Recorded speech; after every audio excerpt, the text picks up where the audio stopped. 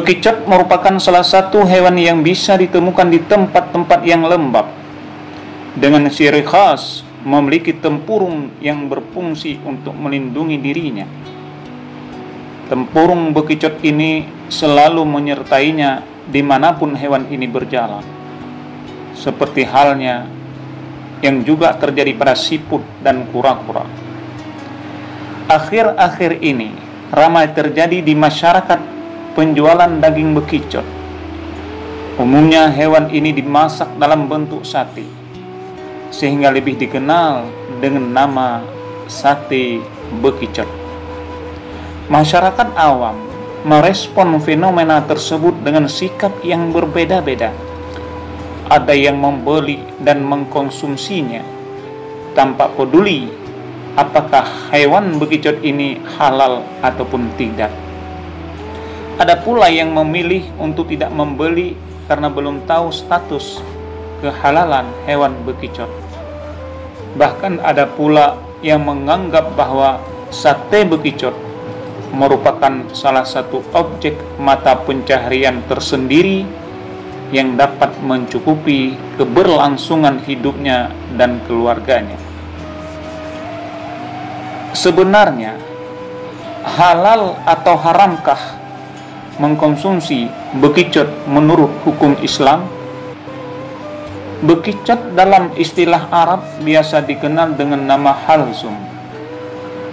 Hewan ini oleh para ulama dikategorikan sebagai hewan yang menjijikkan, sehingga termasuk hewan yang tidak halal alias haram. Hal demikian seperti yang dijelaskan di dalam kitab Hayatul Hayawi Al-Kubra. Halzum membiasakan hidup di dalam tempurung yang keras. Hewan ini dapat ditemukan di pinggir lautan dan di tepi sungai. Hewan ini mengeluarkan sebagian badannya dari dalam tempurung karangnya, lalu berjalan ke kanan dan ke kiri untuk mencari benda yang dapat ia makan. Ketika dia merasa berada di tempat yang lembut dan basah, maka ia akan membeberkan diri pada tempat itu. Dan ketika dia merasa berada di tempat kasar dan kering, maka dia akan mengurung dan masuk ke dalam tempurung kerang tersebut karena khawatir dari sesuatu yang menyakiti tubuhnya. Ketika dia berjalan, maka rumahnya juga bersamanya. Hukum mengkonsumsi hewan ini adalah haram, karena hewan ini dianggap hewan yang menjijikkan menurut orang Arab. Itu tersebut di dalam kitab Hayatul Hayawi Al-Kubra Syekh Kamaluddin Ad-Damiri, juz 1 halaman 234. Berdasarkan referensi di atas, maka mengkonsumsi hewan bekicot adalah hal yang diharamkan, sebab bekicot tergolong hewan yang menjijikkan menurut pandangan orang Arab.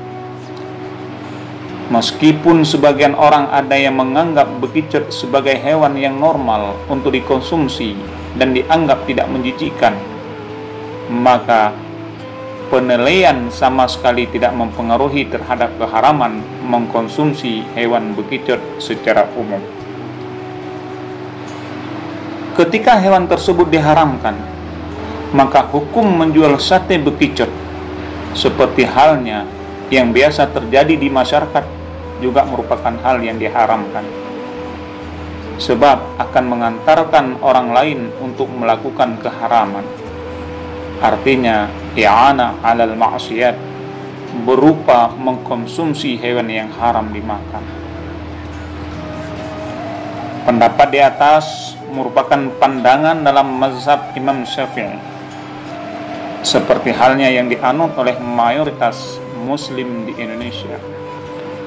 Sedangkan kita menelisik status daging bekicot dengan berpijak kepada mazhab lain, rupanya masih terdapat ulama yang berpandangan bahwa bekicot bukanlah hal yang diharamkan. Misalnya seperti tersebut dalam pendapat Imam Malik yang dikutip dalam kitabnya Al-Mudawwanah Al-Kubra.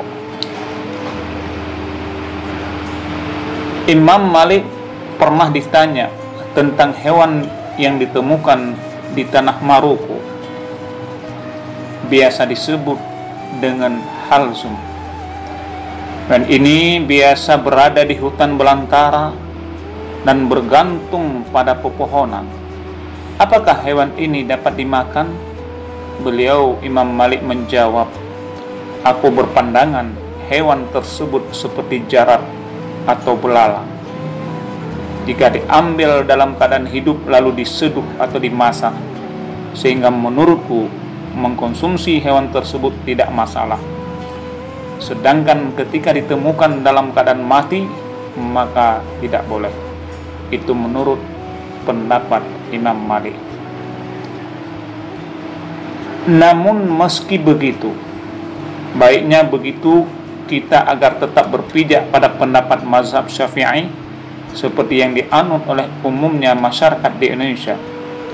Sebab dengan tidak mengkonsumsi bekicot berarti seorang konsisten dalam mengamalkan ajaran mazhab Imam Syafi'i, sekaligus sudah menjalankan husnul khuluq, yaitu adapti terhadap masyarakat sekitar yang juga berpandangan bahwa bekicot itu haram, sehingga masyarakat tidak memberikan nilai buruk pada dirinya.